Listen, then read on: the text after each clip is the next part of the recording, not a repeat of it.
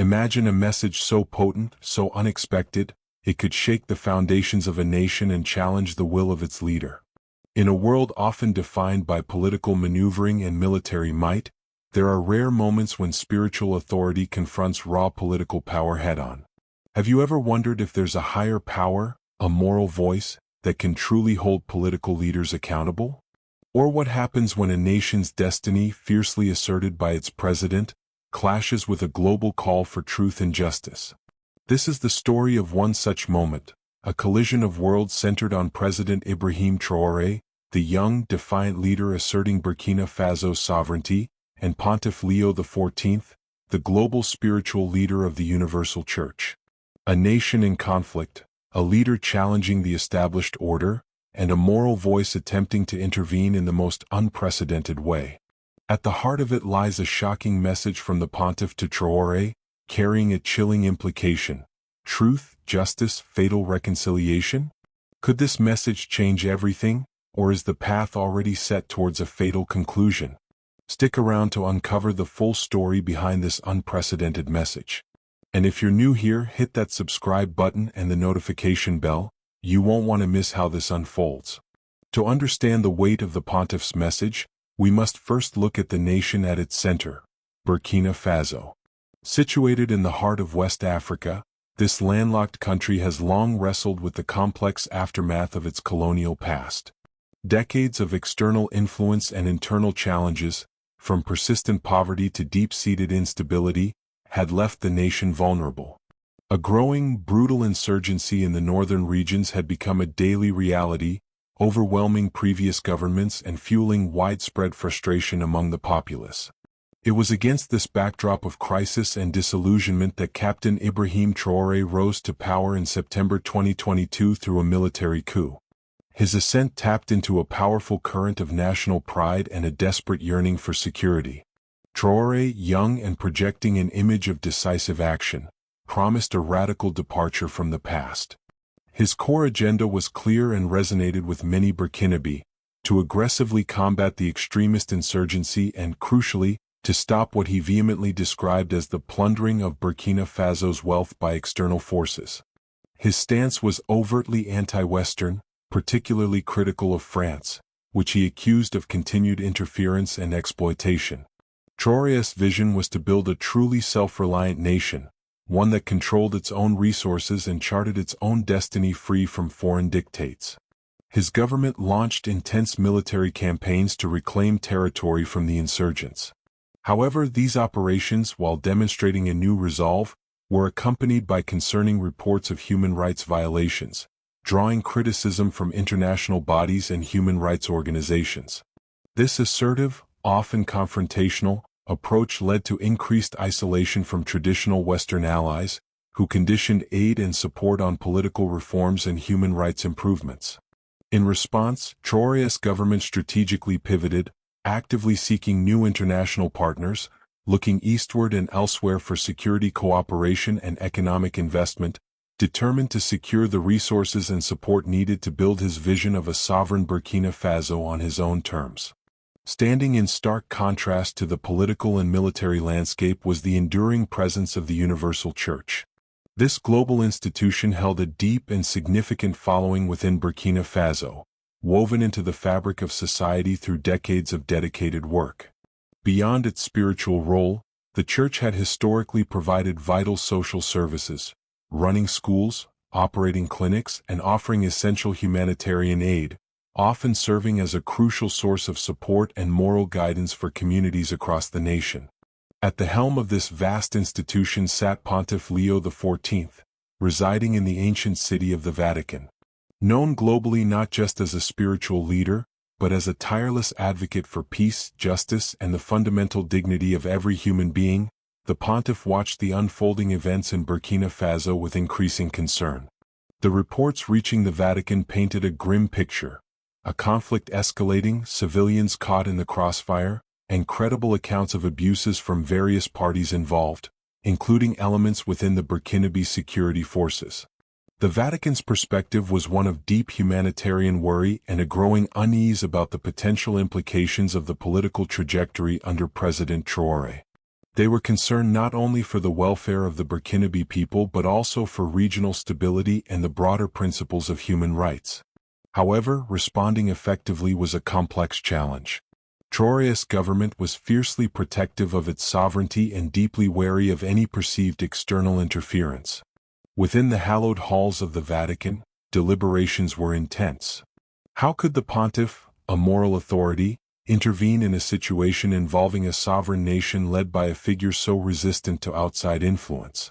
The challenge was to find a way to speak truth to power, to call for justice and peace, without being dismissed as just another foreign voice attempting to dictate Burkina Faso's destiny. It required careful consideration, prayer, and a profound understanding of the delicate balance between global moral responsibility and national sovereignty. As the conflict in Burkina Faso ground on, reports reaching the Vatican grew increasingly dire. A particularly brutal incident, perhaps a devastating attack on a village or a surge in displaced families fleeing violence, may have served as a grim turning point. The sheer scale of human suffering, the persistent reports of abuses, and the hardening political lines weighed heavily on Pontiff Leo XIV. He faced a profound moral dilemma: the inherent pressure as a global spiritual leader to speak out against injustice and advocate for the vulnerable, versus the very real risk that any intervention could be misinterpreted, exacerbate the already volatile situation, or even endanger the local church and its vital work in the country. Silence, however, began to feel like complicity. The pontiff's decision was ultimately driven by an overwhelming sense of moral imperative. He felt that in the face of such widespread suffering and the apparent disregard for human dignity, remaining silent was no longer an option, regardless of the political complexities or potential backlash. It required immense courage for a spiritual leader, whose authority is moral rather than political, to directly address a powerful figure like President Traoré, known for his defiance of external pressure and his focus on national sovereignty above all else. The weight of the crisis demanded a response, and the pontiff chose to deliver it directly, accepting the risks involved for the sake of truth and justice. The pontiff's decision made, the question became, how to deliver such a sensitive message to a leader who had deliberately distanced himself from traditional diplomatic channels. The answer lay in discretion and trust. The message was not sent via official state correspondence or announced through a public address. Instead, it was entrusted to a highly respected Burkinabe religious figure, a man known for his integrity and his ability to navigate the complex social and political landscape of the nation. This intermediary, operating under a veil of secrecy, ensured the message reached President Ibrahim Traoré directly and personally, bypassing the usual filters and protocols. Anticipation hung heavy around the content of this unprecedented communication. What words could a global spiritual leader offer to a military president grappling with insurgency and asserting national sovereignty? The message, when delivered, proved to be truly shocking in its nature. Firstly, its directness was startling. This was not a message addressed to the nation or the government in general, but a personal address from Pontiff Leo XIV to President Ibrahim Traoré. It bypassed the formalities of state-to-state communication, speaking instead from one human being to another, albeit one holding immense power. The content itself was a powerful blend of acknowledgement and challenge. The pontiff reportedly acknowledged the immense difficulties President Traoré faced in leading Burkina Faso, recognizing the pressures of combating a brutal insurgency and the legitimate desire to protect the nation's sovereignty and wealth. Yet, this acknowledgement was coupled with an unwavering, clear call for truth and justice. The message is said to have included specific, though perhaps veiled, references to the need for accountability for reported human rights abuses and the absolute necessity of protecting innocent civilians caught in the conflict. It was a direct appeal to the president's conscience regarding the conduct of the conflict. Furthermore, the pontiff framed reconciliation not as a political negotiation dictated by external powers, but as a necessary internal process for the healing of Burkina Faso.